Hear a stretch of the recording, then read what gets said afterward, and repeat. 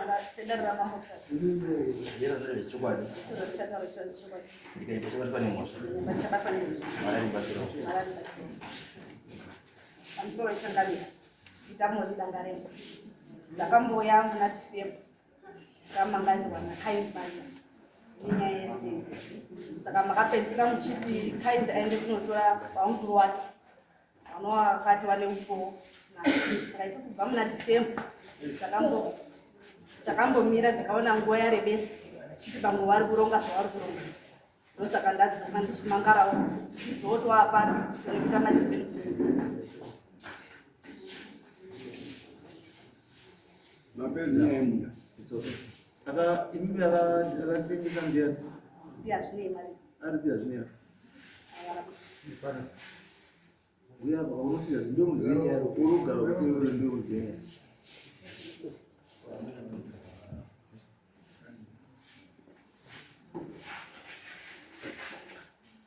Sasa hii ruti mu yakagara pasi ndeni. Patakapedzisira muchitaura nawo kaindi wakati baunguru wake ndo anoziya magoverwo akaita minda. Mukati chiendai munodaidza baunguru wenyu mudzoke goni. Saka isusu kubva muna December takamira tichimira kuti tichazobva kuti zvaapano. Saka taona nguva yareba tikati regai tidzoke tichisungisa mburi pamara tizive kuti wakazovirana kusvika pano.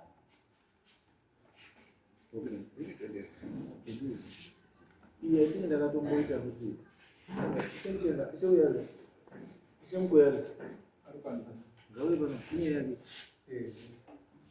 Eza kweli. budi magara pasi sabu kumarira sabu kumarira sabu ndiani kumarira aiwa sabu kumarira kana aripo unobatira baba asipo haubatiri baba aripo unobatira asipo achire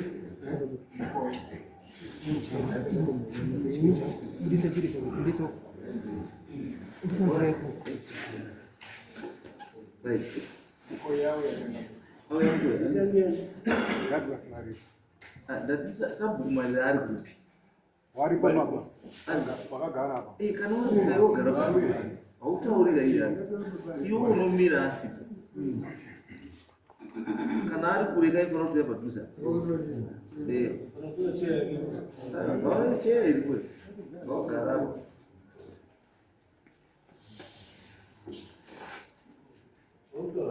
Right. According to the agreement ivanapo yamuri ndiyo makaita musi wa 10/01/26 muri yekwamari tagara pasi musi wa 10/2026 kawirirana kuti munda wakatengeswa hazviverengwi usasatengeswi instead wava kupiwa mumwe munda kana kudzoserwa mari yavo. Wakomana Calvin na Kind havachina munda pamusha pambuya Maria mayaizvi hazviverengi haasina munda paaiti ndepake ndizvo ndozvamawira Ndanyayika ndeyekuti nzeve dzatinyatsodzwa nyaya haina kusvikawo kwandiri akasvika kune mwana wangu warumira zasabhuku ndiye arumira zasabhuku goti ine mwiri yangu yasvikuita mushoni saka inenge yakasvika kune uyu pandiri pakaitwa nyaya mamuri kwenyu pakaitwa nyaya pakaungana mhuri mamuri kwenyu saka this thing is fake. uyu ndiye anga ari komera munozani baba zita rei Ndinozani zita renyu. Ndinozani zita renyu. Linosmarira. I do not understand how to make a meeting yemhuri baba wacho yemhuri yacho is not there hapo. Saka who was chairing the meeting? Anga ruchia meeting njani? Ndiye angari pamusoro wechangano nawo yanga iripo baba nyaya itakavazivisa baba bvati mwiri yangu haisukwanisa haisita zvakanaka saka achienda yevakomana baba vati nyaya iyi haina kubvira yambosvika nekwandiri. So you can't stand there untaura kuti baba vakati mwiri haisvika zvakanaka. Uyu uri apa uri kutaura wati nyaya iyi haina kubvira yambosvika nekwandiri. changana handisi kuramba zvezotaura asi baba takavaudza baba munini hamuninawo kuti uripo takatoenda baba zvinoitika zoti baba tinopura chikangano asi nyaya takatovatsvisa kawanda Makaitirei meeting yacho kana musina kuchirongwa kwacho? yakaitwa pamba papa nenyaya yemunda koronesa ndipo yakaitwa Guys, muri kuziva kuti baba haasi kufamba, baba ane problem, asi ndiye ane voice for the family yese. Andika you choose kunoitira meeting kusango kwamunoziva kuti haasviki. Andika instead of going there you go where he is. Kana munoziva kuti baba ane problem makumbo munoenda chine problem hausi muromo chine problem makumbo asi muromo rudi muromo uri kutaura nzeve dziri kudii dziri kuzwa andi wanoiziva kudarika mese imi mamuti akakangaroo meeting.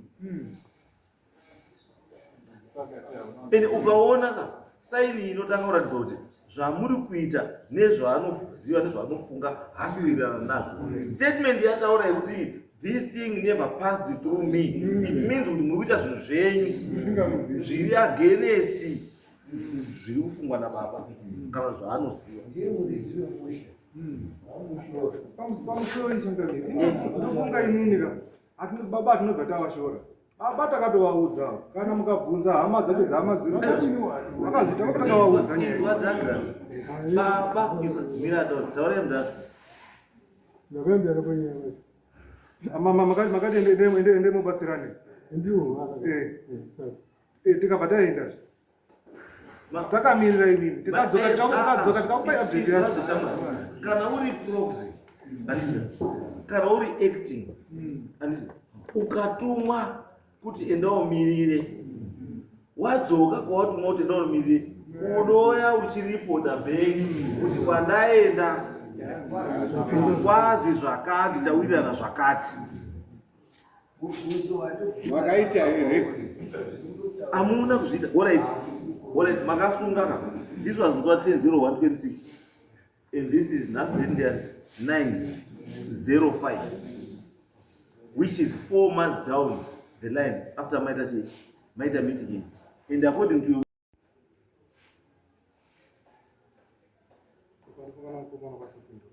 ndizo ndokamira sabhuku akawamira uchindire sabhuku saka wadotora mukoma wapindura rani iwewe pindura ndiwe sabhuku wati iwewe makawirirana kuti tikupa mumwe chii munda kana kuti tikudzosa chii. Saka ndochibvunza kuti pazvinhu zviri tu chamaita ndechipi. pamusoro chama sofa zvatiri kuita changami ndezvekuti pari kutsvagwa mari yekuti tirifande wanadanga Makavataurira takavaudza anadanga ndozvamawirirana kuti ndizvatakawirirana vanozviziva takatombozoka kuti panapa tiine kopi iyoyi changami tikatoifaila hatifunga kuna clerk of court takatomboapa filing this thing hachitauri chinhu kana usiri kuita zvinhu zvacho zvawakurudzwa kuda kuita. What is important, this is just for record keeping, kuti makatomboita meeting mukawirirana zvamakawirirana, but kana mawirirana zvamawirirana munoita zvamawirirana, kana musakaita zvamawirirana mutsamba yamafaila zvafanira kuti hapana zvamaita. And what does it mean? The status quo will only change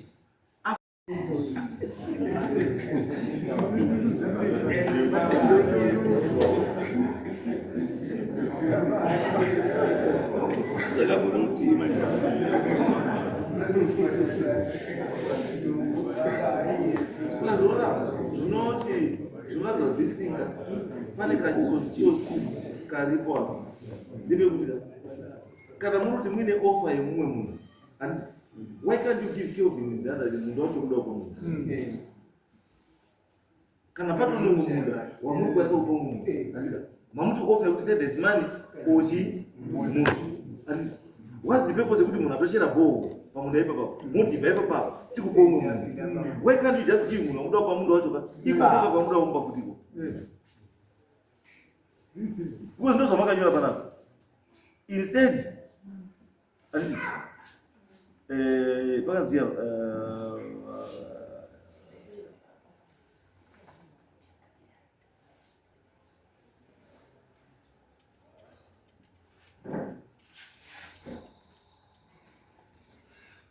aiona mhuri yekwamarira tagara pasi musi wa10 January 2026 tikawirirana kuti munda wakatengeswa nazviverengwi usasatengeswe.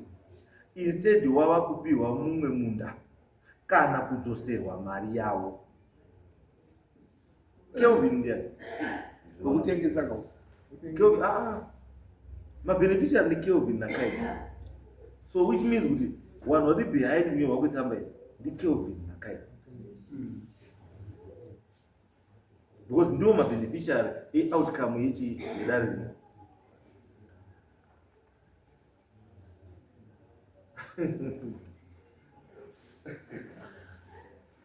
Confusion iri kuonzerwa ndi Kelvin na Kai.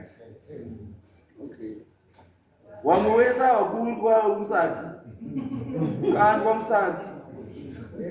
Because inini kakana denda ndiri nini. Dai nyaya ndi kuzoti pano pandinoda kupiwa panokubvira. Pari nyaya, pari dispute. Handisi. Why can't I just wait to mageta akapita nyaya apedze nyaya yake?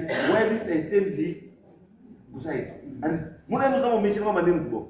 Muna mamuta takakuita na semhuri kuti ndizvo zvachada kuita ni land yacho iyo chada kuzoyaloketa kuno munhu. Finish. Not kuti land dauto yaloketa kuna Kelvin na Kai.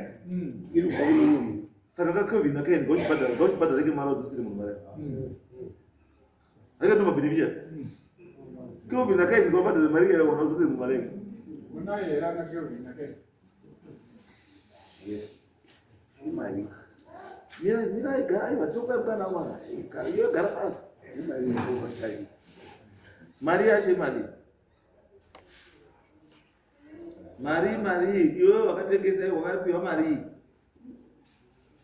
Aiwa. Mira akatengesa ndiana?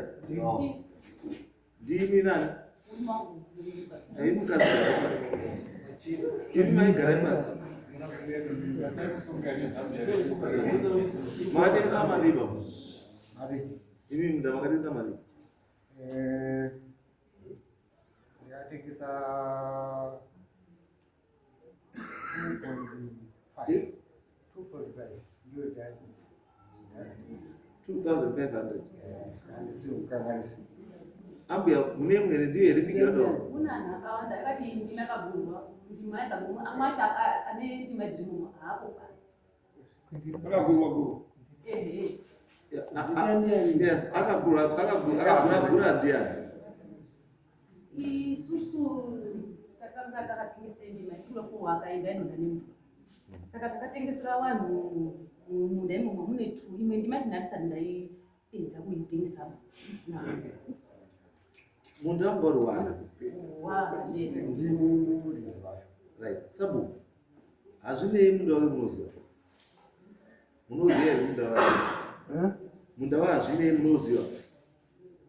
Kwazi munda wangu. Munda wako. Munoziva. Paakapa vanhu munda wako. Gewake. ndio takasomupa munda wako huu Thank you Sabu kwa mapedza nyaya.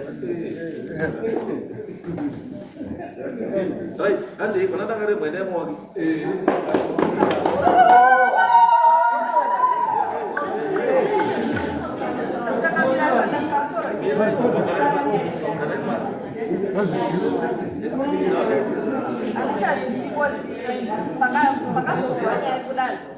Tarakati nemugodhi wangu wachena ndikaona wavharwa mabhidha ndo akazokona achiti mugodhi tasvikwafa Akavhara mugodhi ndiani? ndikaindi namunino Ndiani? Kelvin na Kaindi rachazikatoa Ndio akavhara. Handiti mwana ndizwa. Iwo akaenda kuvhara. Ndasoenda taura kuti Kelvin na Kai vane chikuita nechi. Nehondo inoita. Because wanika kutoenda kovhara wakaita mugodhi. Iwewe mifamily haisati yaita meeting yekukokofa munda asi iwewe watoenda kuvhara mugodi uri muda imomo arikaona zviito zva aiwa ndirai uona zviito zvinhu zvacho guys iwewe watomhanya hausati wapiwa mhuri haisati yagara pasi kuti kana tikarikavha munda uyu tichaita sei nawo handisi asi iwewe watomhanya pamunda ipapo wobva kovhara mugodhi uripo pamunda ipapo nawo izvi zvisabhuku kuti kuti munda tichakamupa tisitoziva munda ndewani esi imi muda kutorera munhu munda wani wake ende mundaraunda apa utaura kuti munda ndewani ndewake saka umwe munhu anoziva kudarika mundara uyu ndiani sabhukuazani ishe mukoi ndakati endai mwe kunyaya iyi munoite nyaya iyi mupedze nyaya iyi makaitei pandaka pamusoroisha yes funga patakasvika chitarisa nyaya yacho takawana kuti munda wakanga waitwa nababa Ashineyo then taona kuti ndo wakaita pandaita ongororo yandakaita ikaratidza iwo kuti munda ndewa Ashineyo saka zvadaro takachiti kana kuri kuti pane makakatana ndofunga zvangodzoka paya pamakazoona muchiti kana vaine umwe munda vanokwanisa kuti vape danga umwe munda wacho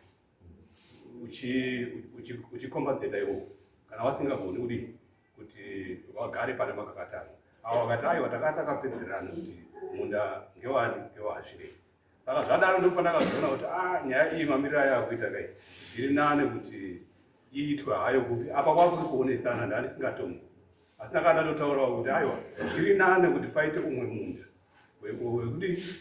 wekukombadzeta uyo wakaitwa nokuti wakanga wakasainana kuti ana sabhuku wakanga ari right but come my problem ndekuti tisina solva chii tisina solva problem why ivi nyambo mukabvisa danga pari andika muchiumba munhu and then what becomes of this munhu because uyu hazvinei atoti ndewani uyu autoti ndewako saka uyu unozoita wani because already uyu autoti ndewangu saka awa hawakwanisi kuenda kuopa munhu zvautora zvokuti takaita family meeting handiti hapana anokwanisa kupinda munda umu because hazvinei kutora ndepani ndepangu ende sabhuku kutora ndepani ndepake handika so it means kuti munda uyu pashanga kugara pasina chii pasina munhu ndozvazviri kutaura kuti munda uyu uchagara pasina chii pasina munhu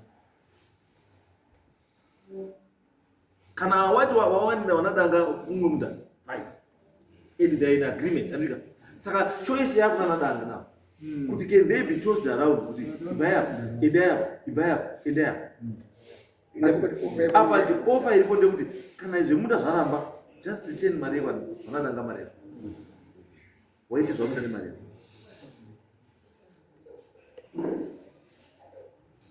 asi unenge achiritenga mari ndiani aiwa kusana kutaura kuti the issue becomes complicated and why because uyu atora kuti munda ndewani but pana kuti munda wasiwani wow ende ukatarisa pana agreement yaitwa pana ava vakagara pasi ava vari kuti takawira makundusira mari meaning kuti they know kuti akadusira mari ndiani hazvinei ziye sekimutori pamapepa hazvinei is not there anga ari pasaratiza akangobuda meeting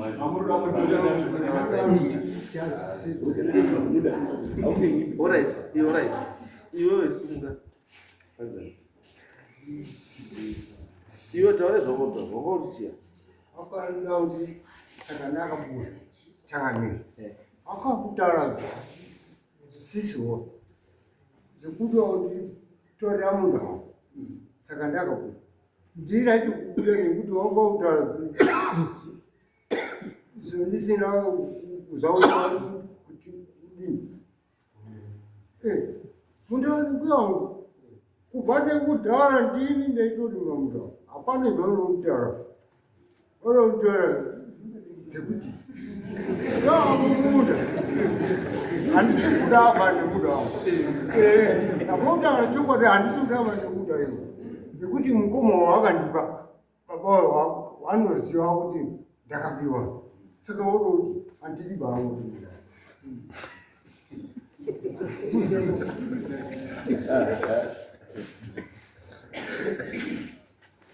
pamusoro ichomwe ndanokaima saka mbere ndakamboya panapa ndikaripota nyaya yangu ichiti vamwino vari kutengesa munda wakanga wanzi nababa wedu isusu ndiwe.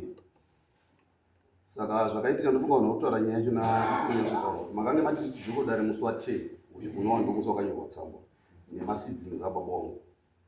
Ndakange ndakafonera anatete kukauya sekuru hanzvadzi yambuya wedu anatete vetonga varipo, asi musi wa10 wamutasa here kandokwanisa kukwanya pane kwakanzi kunenge kwangu nerufu. Saka dare harina hatinokwanisa kuuya kunenge kudare ndo zvakapa kuti tizogare dare iri vanhu vaida kudzoka zvakazonyorwa papepa vanhu vaida kudzoka anatete vaida kudzoka kwaRare anasekuru vaida kudzoka vanhu vachibva ngoti matadza kuwirirana nemimi pachenye. Ndofunga tikambodzoka mumashure ndakamboti munda wamai wangu mai variko vapi munda wamai wangu ndopandaizongoti ngatiende pamunda pacho unoonekwa zuru wakabhuyiwa zviri feye. Takagara nababa mukuru rapo ndo pakanyorwa pepa iyo pakaitwa option mugodi urunzi wanga wacherwa pamunda mugodi hapana mugodi wanga wacherwa munda. Ishe vakauya ishe mukoi vakauya pamunda vakataura vanhu vekwadanga kuti stop ngatimbomire nyaya isati yapera.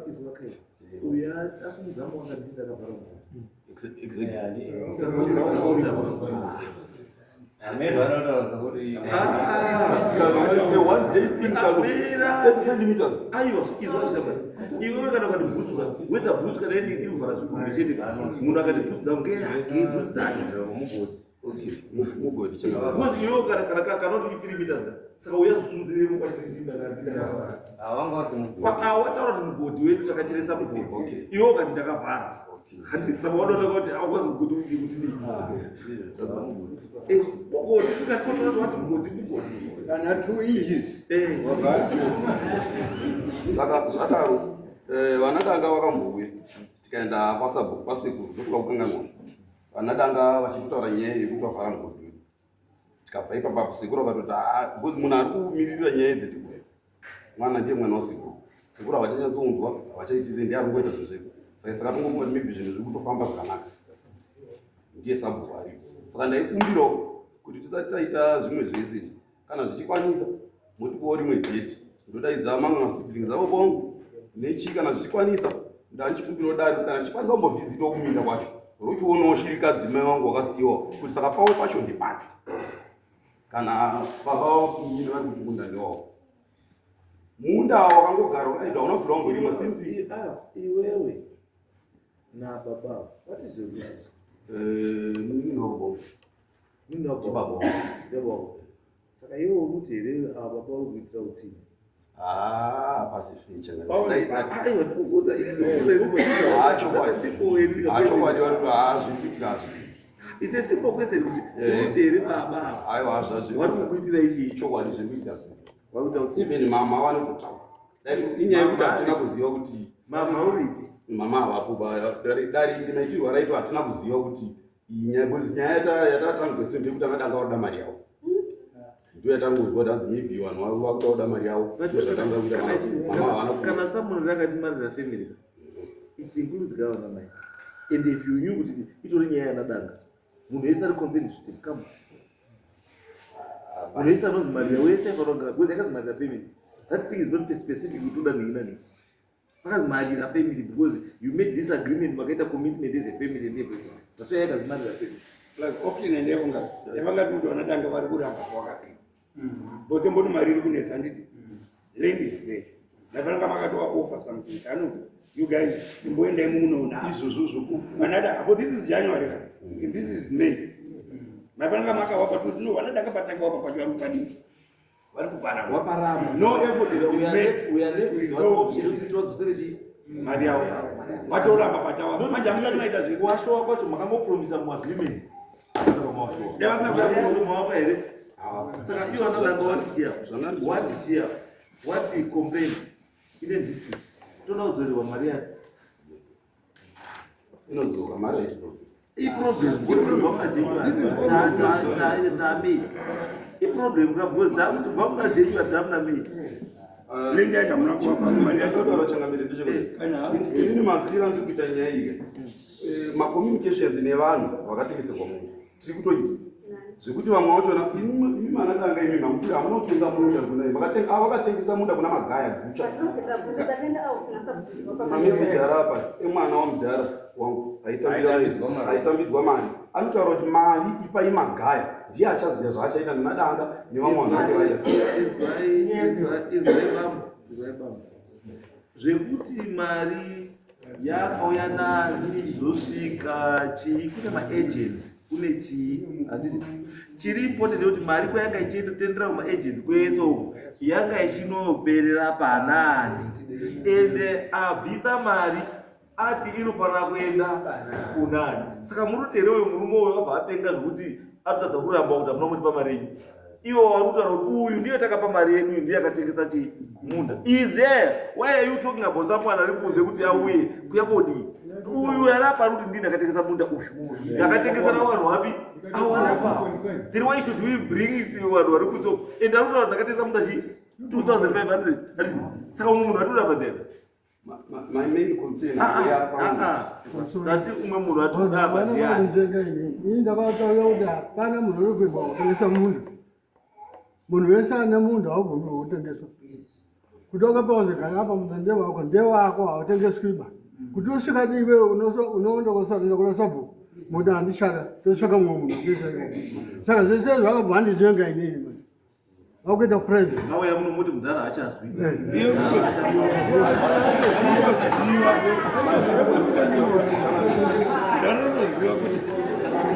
My main concern changamira haisisiri kuchati hazviwe rembasa tengese munda haisisiri kuchati my main concern yapa kungoti munda watengeswa changamira hausi wahake ndandichikumbira kuti dai raikwanisa raiuya motumira munhu ouya kuona mamiriro akaita zvinhu.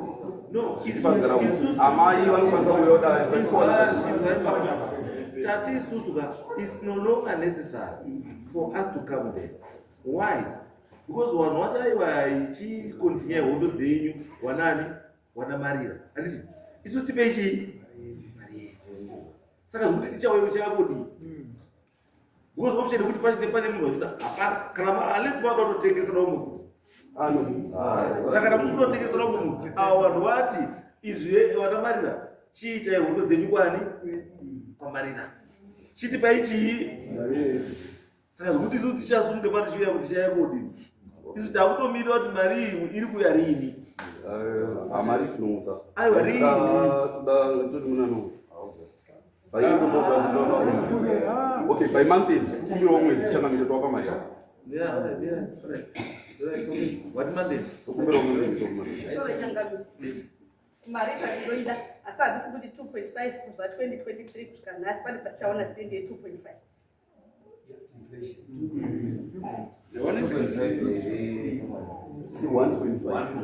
uyo ati ndakatengesa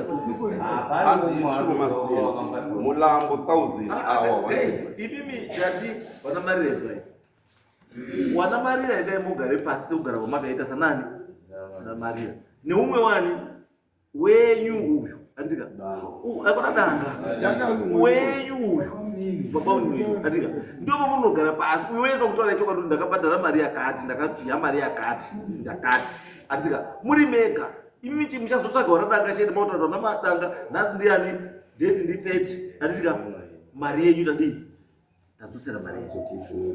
So because this is what it means is kuti for now hapana munhu anoenda pamunda ipapo kusvikira mari yadii yadzosera. Yes. Ende mukaona mandate yadi yasvika musati mukatadza kubhadhara then means kuti rendini yanadanga.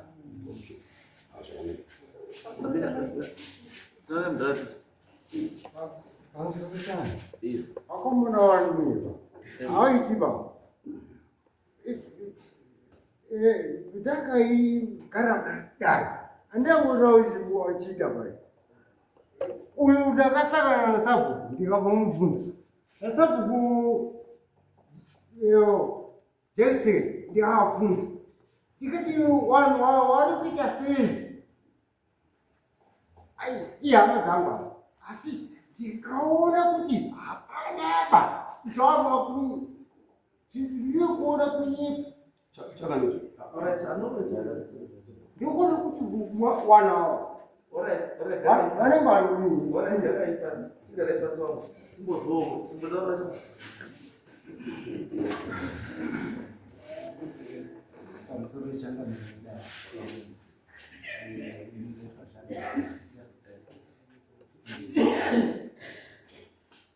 maonero ayandiri kuita zvinhu maitire akaita kuti tizosvike pakuwirirana semhuri takataona kuti zvinhu hazvisi kufamba zvakanaka ende kuti vanhu mugarisano uchipopotedzana even wacho wanga uri kunzi wauye wakugara ipapo hapagarisiki zvakanaka saka ndokuzosvika patakaita kusvika kuwirirana kuti zviri nani kuti tidzorere chini munhu mari yake pane kuti tiswere tichidini tichingoita zvatiri kuita izvi musha hamungadini hamungamiri zvakanaka and we agreed kuti semhuri kuti ndo zvatakuita ndofunga chatangoita chete chachingoti mari dai yanga yakaoneka semaonero etateofungi tebe takatozorera so that kuti mundange wake tongosiya zvakadaro tozoona semhuri kuti tinenge taita so that tirege kuti wari kuuya wotadza kuwirirana nekugara hapagariki kana pakadaro kuti hausi wake here mungati ari kuti hausi wake here imi handiti muri hama yacho munda ngewani zvakaita munda It's okay. Chenda mugare pasi inini nyaya taurwa ndekuti wati 2.5 yedu mari yetakabhadhara yedu handika 2023 we are talking of 3 years. Isusu mazuva toita zvazvinetsi unoenda kuCABS kana kubhengi ABC kana ZBC the work interest yekuti mari pagore mari inofanira kunga by now ya mari 8 government rates. Hayi namuchakamiri kutosanga kuti hangu handina chi-option yekuita bheta nditsvake mari yawo aiwa izvaika bambo makutodzokera there's no need kusunge bambo tatotaura kare kuti mate mbhadhara mari yevanhu kana mo interest yawo yaoda mari yaoda pamusoro chiende kubhengi wanoenda kubhengi apa wosvika kuti mari yedu apa kubva 2023 kusvika izvi yamari bhengi is 5 million zimene patopiwa ndinobhadharirwa panapa ende mari iyo inobhadharirwa panapa panani muriko wodzira kutoziva kuti yaenda here kana isina kuenda tobataziva kuti haina kuenda tobva tanyora tsamba yekuti munda wandiwani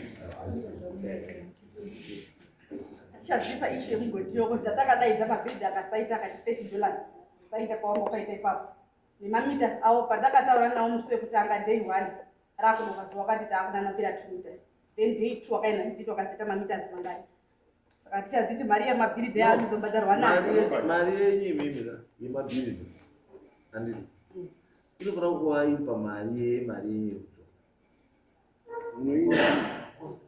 makosti iwawo makaindicare saka anotoita aid up muzva kuti mari yenyu yamufanira kumuchiwana kubva ipapo imari yakati handizvo mati 30 nyora yamamainyora 30 saka hande next mwana mari hazirambai muri pane yenyu hazi hakuna kamumeragarai pasi wana mariyo